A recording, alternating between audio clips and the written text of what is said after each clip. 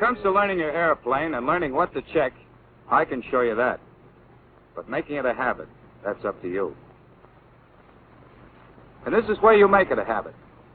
Right here where you begin your training as a B-17 pilot. You've got a nice new airplane to start on. Got your forms, weather code, and radio charts? Right here, sir. Okay. Our chutes and other equipment are already in the plane. You know, this business of checking an airplane works two ways. It's life insurance for you if you do, but it can be murder if you don't. Here's our engineer. Let's get on with our external inspection. She all set, Mullins? Everything's okay, sir. Good. We'll begin with this right-hand gear. I always begin my external inspection here. It pays to have one definite starting place. You see, the idea is to make a circle tour of the plane, inspecting as you go. Circling saves steps, for one thing, and there's less chance of overlooking something important if you go at it systematically.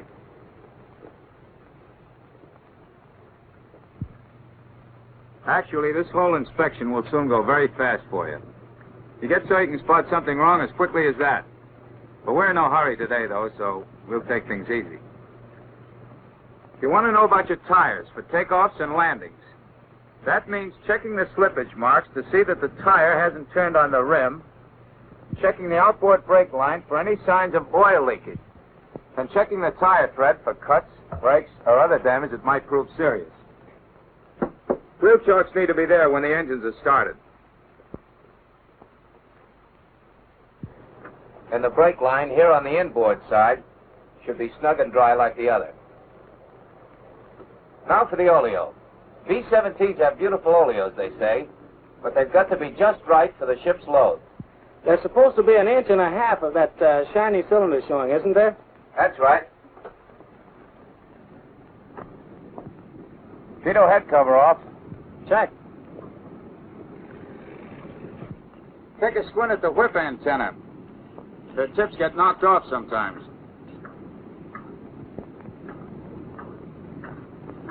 Get the hatch, will you, Sergeant? Yes, sir. Now for the other oleo and tire.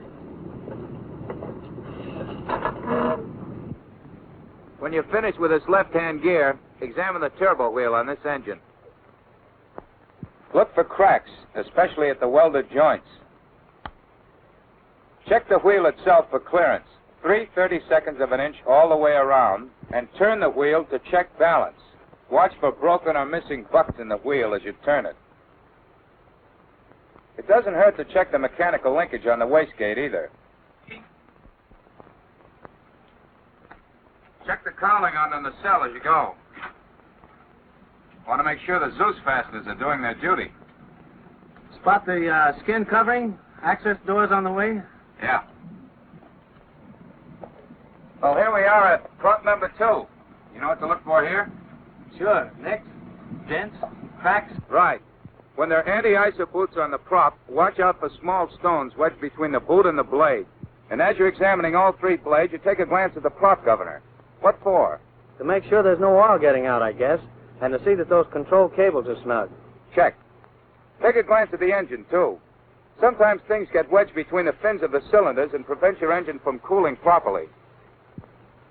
All right, check number 1 engine, turbo, and prop, just as we did number 2. Okay.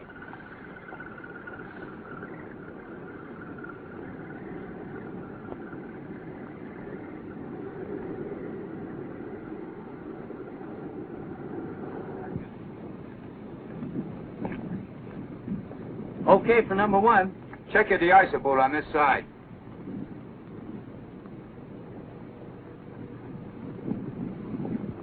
And on your way back under the wing, see that all access doors and inspection doors are snugged down.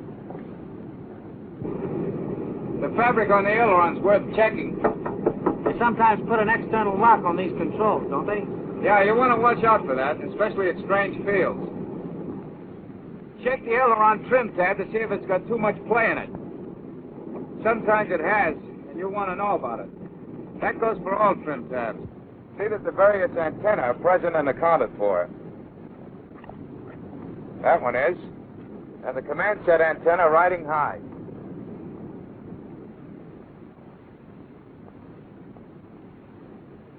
Ball turret door secure. Guns horizontal and pointed to the rear. Trailing antenna anchored. And marker beacon antenna, no brakes.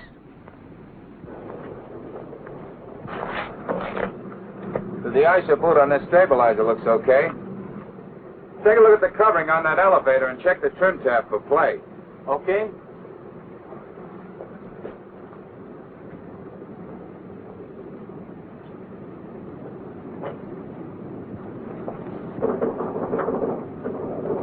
Looks okay to me. Check the rudder covering and the rudder trim tab.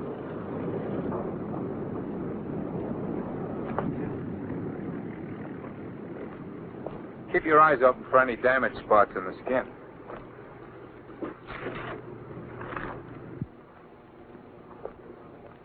And while you're here, it's a good idea to see if you've got an elevator downspring.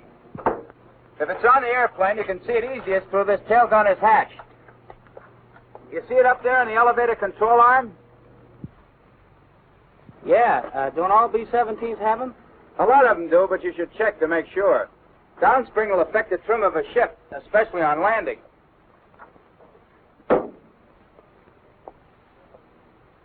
What's next?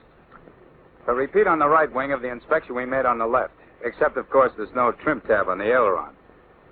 Check the underwing skin and access doors, engines 3 and 4, including the turbos and props. Do that yourself. I'll meet you here at the door. Right.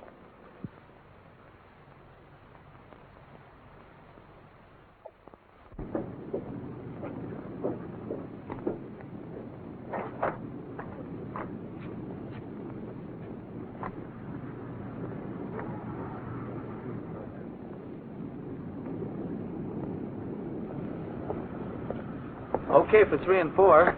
Does that complete the circle? Yeah. Let's see how she looks inside now.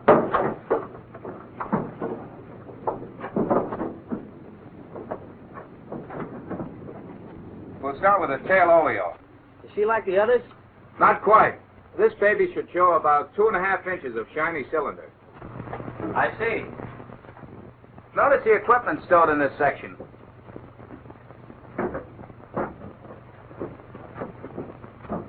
Look for anything loose. Everything should be anchored down so that it can't move around, even in rough air. That goes for the ball turret, too, before takeoff. See that the handbrake is in this position so that the turret is locked and can't roll when you're making your takeoff run. And don't forget to check the control cables, from the tail section right through the ship. Sometimes the boys stick things in them or on them, everything from coat hangers to pin-up girls. You see? But it's no joke if your controls get fouled up with equipment in flight. Check to see that these hand cranks are in place. Let's see, they're for bomb bay doors, landing gear, and flats. That's right. Your hatch should be secure. And these locking dogs in position.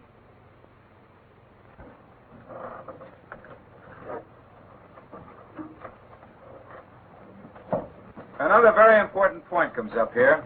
The plane's loaded weight and CG. They should all be computed for you before you get into the ship, ready for you to check.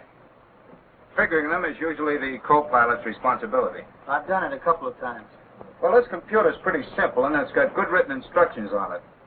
The important thing to remember is to use the computer that comes with the airplane. It's adjusted for that particular plane, and it mightn't work on some other B-17.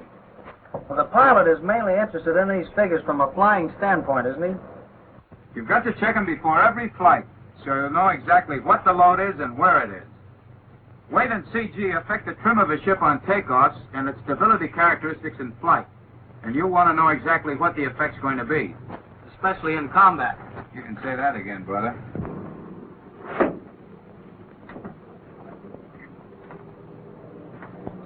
There's a fire extinguisher to check here. Safety wire unbroken. Mounting okay. Good. Let's see about the Bombay now.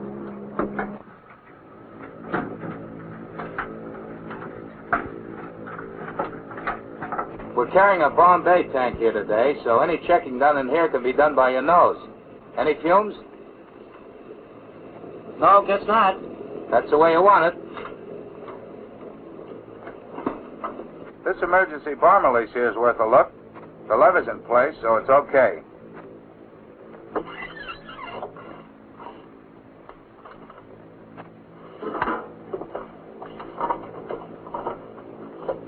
Here, I'll take your briefcase. Thanks.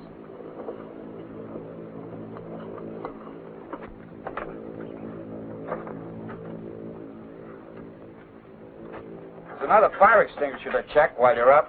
It's to your left, right beside the door.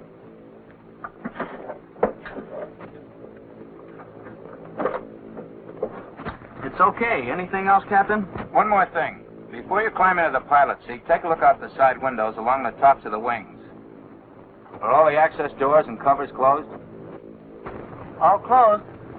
Now we start the cockpit check, huh? As soon as you get settled.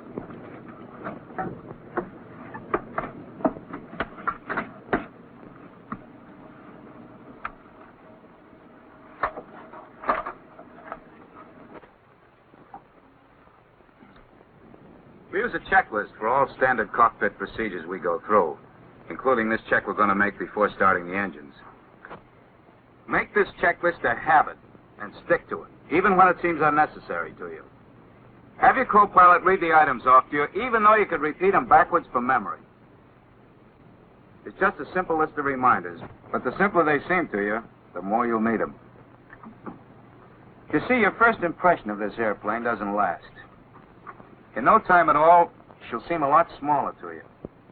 Now, you've still got 50 feet of airfoil and a pair of supercharged engines on either side of you. But you take it for granted. She handles so easily and she flies so nicely. She's a comfortable 10-passenger baby carriage that just keeps rolling along like Old Man River. She can do everything but think. But she can't think. You've got to do that. In combat, your mind is going to be full of a lot of things beside procedures. And yet, you can't afford to make your routine checks mechanically. They can't become automatic. And this is what keeps you thinking about them along with everything else. Let's go through it. As co-pilot, I'll read each item off. Pilot pre-flight, we've covered that. Form 1A.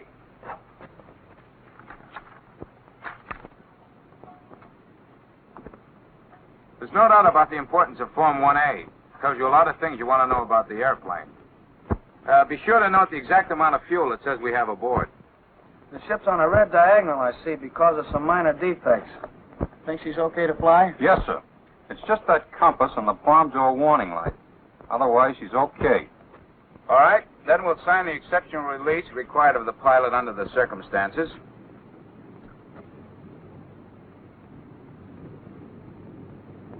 That's right. See that you have your radio charts and weather code. And check Form 1, the loading and passenger list. Well, are you all set? All set. Okay, how are the props? Have the props been pulled through? All okay, Lieutenant. They're just finishing number 4 now. Item number 3, controls and seats. Don't forget to fasten the seatbelt. Get your seat adjusted. The adjustment lever's on the outboard side. You want the rudder pedals within easy reach. Close enough that you can keep your back against the back of the seat and get full rudder. Okay for me. Fine. Now for the control check. Are the controls unlocked, rudder and elevators? They're unlocked. Better check the lock itself. Make sure it's all the way down and latched. Check. Now for the aileron lock. That red ribbon's there as a reminder. Unhitch the ribbon from the throttle. Check. And wind it around the locking pin. The pin goes in that clip on the side of the control column. Yes, sir. All of the control surfaces are visible from here. I'll check full right rudder and the elevator on my side, and you can see the rest of them from where you are. With the wheel forward, give a full right aileron and call out what you see. Right aileron up. Check right elevators down. Left elevator down, left aileron down. Now give a full right rudder.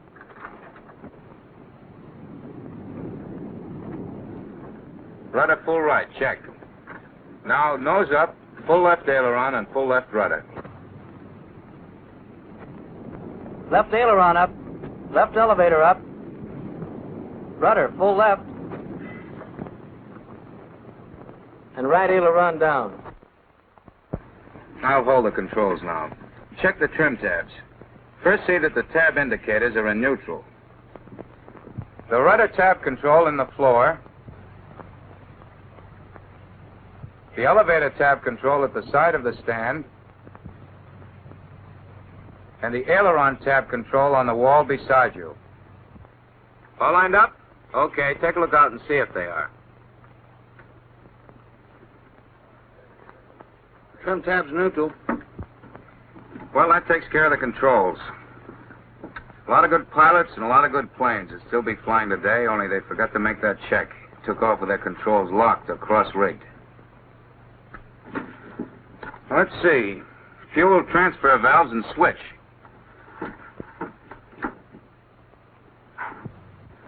Off. Now, from here on until we start the engines, this cockpit check is a sort of a circle tour like our external inspection. Item number 5, intercoolers. Cold. Gyros. This one's uncaged, and so's the horizon.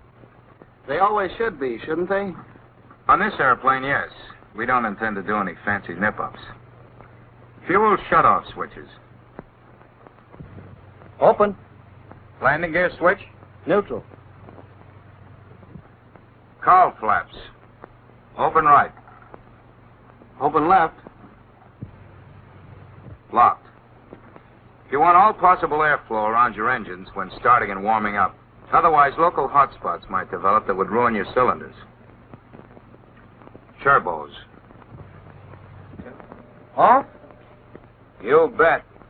You want that wastegate open so that backfires during starting won't be bottled up in the exhaust. Idle cutoff's the next item. The 4 mixture controls here. Check. They're okay. Throttles. Closed. High RPM. Check. Autopilot. Off.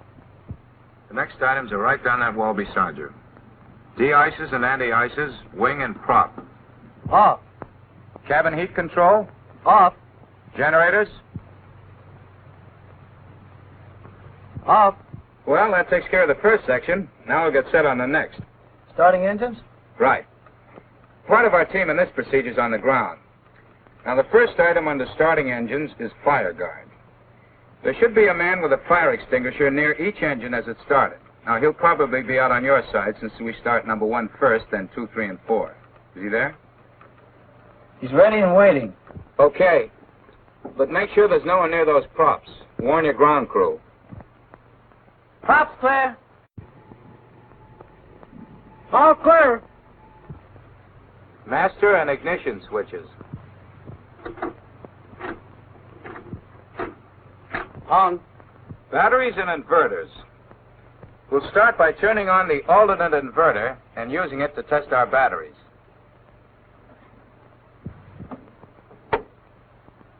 The inverters change direct current to the alternating current the engine instruments need. Let's check our batteries using the inverter as a guide. Turn on number 1 battery. Inverter's humming, that means number 1 battery's putting out. Now turn off number 1 and put on number 2. Number 2's okay. Now try number 3 alone. Okay. Turn all 3 on now and check the voltmeter on the instrument panel. What does it say the inverter's putting out? 26 volts. Check. Now try the inverter on normal. Voltage? 26 volts. Right in the button. We'll leave the inverter on normal.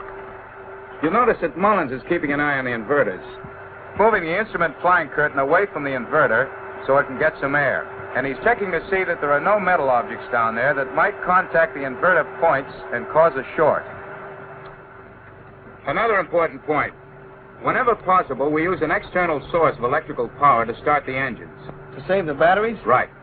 Reach out the window and give the mechanic this. A right to the jaw? That's a hand signal to connect external power. In this case, it's that portable generator you saw out there.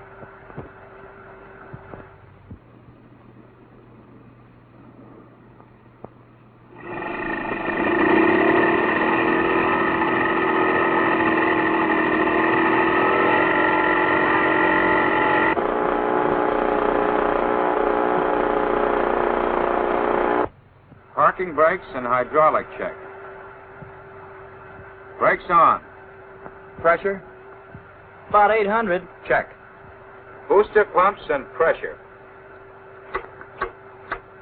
On? Check. Carburetor air filters on to keep dust out of the engine. Fuel quantity. Tanks 1, 2, 3, 4. Right and left. All full. Okay. We're all set to go. Signal to start number 1.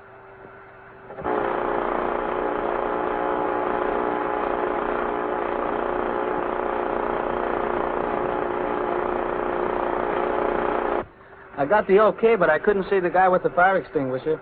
He's in back of the engine. You see, it's easier for him to direct the extinguisher into the engines from there, through the open cowl flaps, and there's less danger of his getting excited and running through the prop in case there is a fire. Adjust your throttle so they won't creep when the engines get going. Move the throttle lock up slowly and keep testing throttle movement until there's enough friction to hold the throttles firm, but you can still move them with a fair amount of ease. You got it? Yeah. Close your throttles right down against the bottom. Now we're going to crack them so we'll get about 1,000 RPM from our engines when they start. How far will that be? Oh, have to guess, but I'd say about 3/4 of an inch open. Move the inboards up past the outboards about that far. Now bring the outboards up even with the inboards. That's the easiest way to judge the distance. They'll probably need some adjustments when the tack gets going and we can tell more accurately. All right, here we go. With one hand, I hold the starter switch for 15 to 20 seconds. And with the other hand, I set the hand primer for number 1 engine and pump it a few times to get the air out of the primer lines. Unlock your mixture control and be ready to pull number 1 mixture control back as soon as the engine fires. With this newer type starter, you hold the starter switch on while you're meshing it. Okay.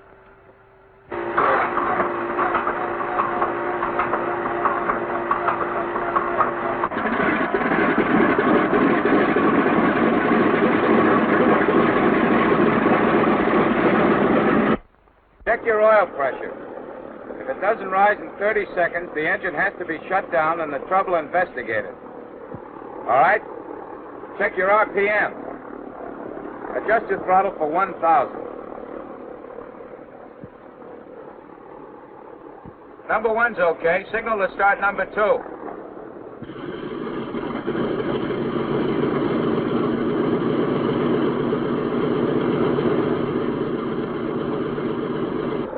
Now, before we start number 2 engine, set your vacuum selector switch there to left.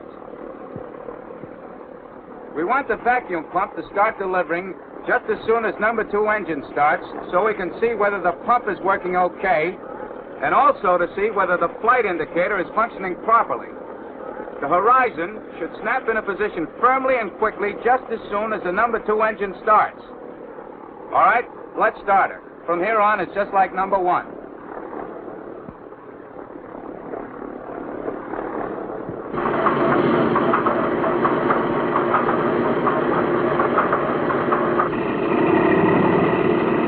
Watch your flight indicator now.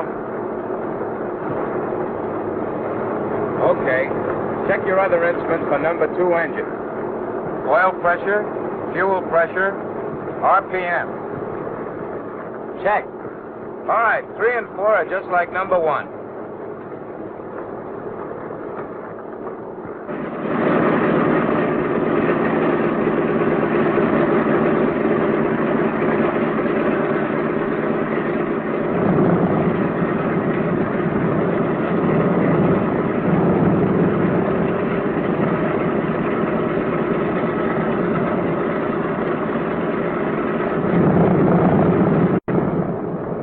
do, turn on the radio so it'll be warming up.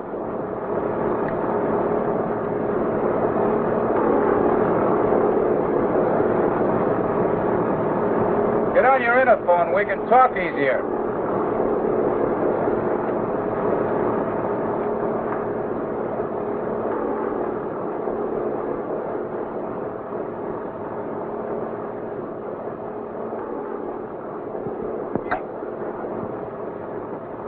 There we are. Better, huh? Check estimates now, don't we? Yeah. Fuel pressure should be between 14 and 16 pounds. The oil temperature's high enough now that we can advance the throttles to about 1,200 RPM so the engines will warm up faster. Always move the throttle steadily and not too fast. Otherwise, there's danger of backfire, which might damage the engines or the turbos. Now the wing flap indicator. The only way to check it is to operate the flaps. The assistant engineer in the waist can watch the flaps from the side windows. Today, we'll have one of the student waist gunners watch them. Waist gunner from co-pilot, over. Co-pilot from waist gunner, over. We're going to check flap operation. Are the flaps clear? Flaps all clear, sir. Roger. Check to see that the flaps lower evenly. And report when the flaps are full down. Roger.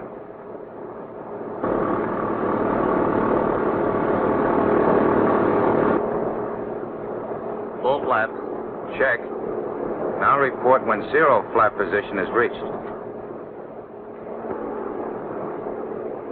Zero flaps. That's all, Gunner. Thanks. Now for the rest of the instruments.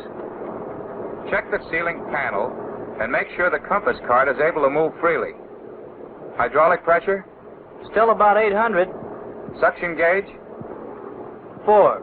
Okay. Try it on the other vacuum pump. Same reading. Check.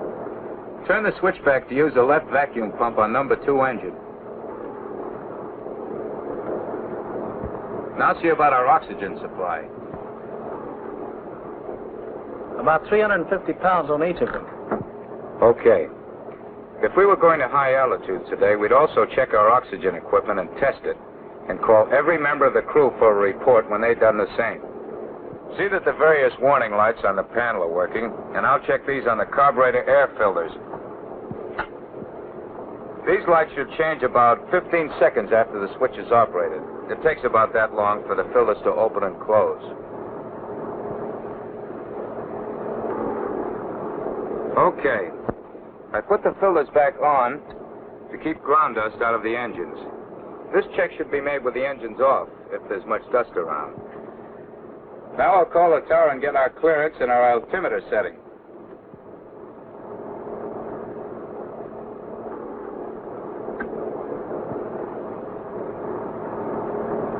Alden Tower, this is 230641, over.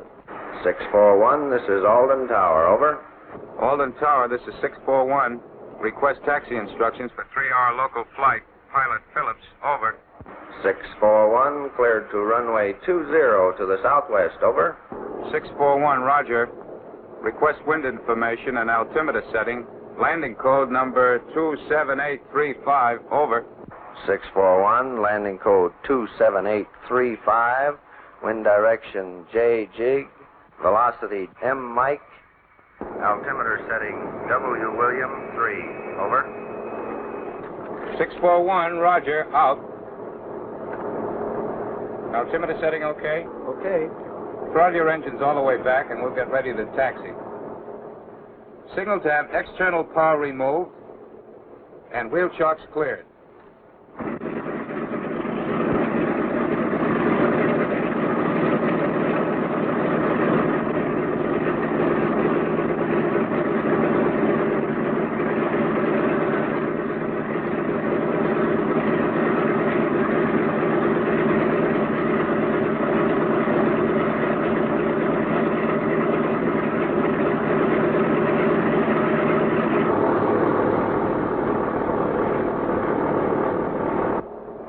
Mechanics are clear. Get your throttle set for taxiing.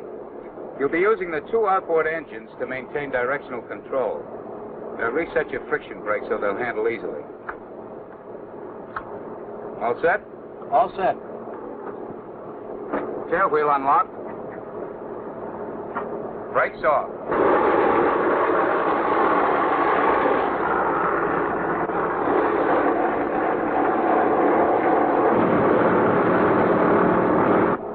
We're clear. Slow her down a little with the brakes and turn her so she's headed down the ramp this way. Use your throttles to make the turn. Brakes are used to slow the plane, mostly. That's it.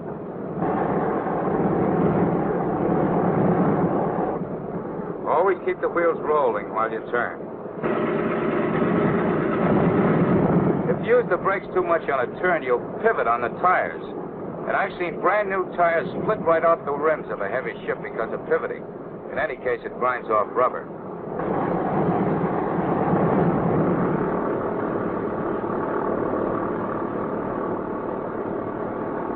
She's rolling straight now. How do you keep her that way? Tail wheel locked. Tail wheel locked. Make sure your co-pilot keeps his eyes peeled while you're moving out, especially when you're passing planes parked on his side. He can see them if they start to move out, but you can't. We'll switch over to command now to stand by tower frequency while taxiing. Uncover your inside ear so we can talk.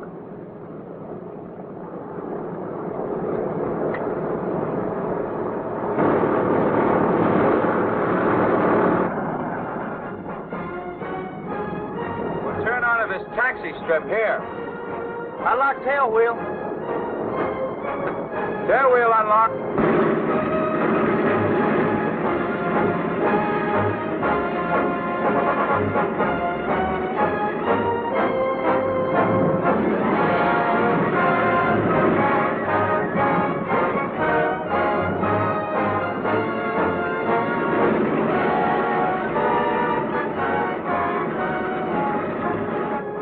We'll use interphone now until ready for takeoff.